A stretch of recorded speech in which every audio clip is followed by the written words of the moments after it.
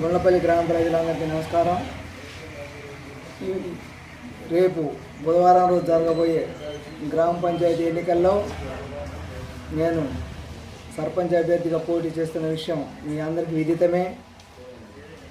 గత 20 సంవత్సరాల నుంచి నేను చేయించిన అభివృద్ధిని చూసి నాకు ఓటేయండి.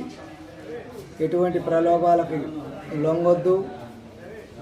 నేను మీకు పూర్తి స్థాయిలో సహాయ సహకారాలు గ్రామాభివృద్ధి విషయంలో నేను పనిచేస్తాను. నమ్మకం ఉంటేనే ఓటేయండి, నమ్మకం లేకపోతే ఓటేయద్దు.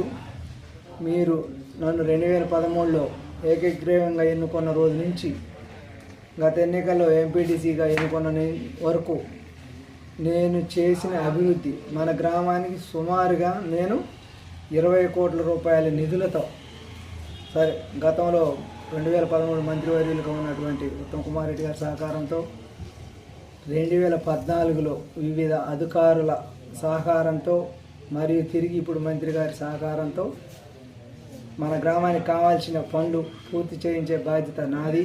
ఇప్పటివరకు గతంలో నాకు ఇచ్చిన అవకాశాన్ని నేను ఏ విధంగా గ్రామాభివృద్ధికి ఉపయోగించానో మీ అందరికీ విదితమే. ఈరోజు ఈ గ్రామం ఈ విధంగా ఉందంటే మీ అందరి సహకారం. గతంలో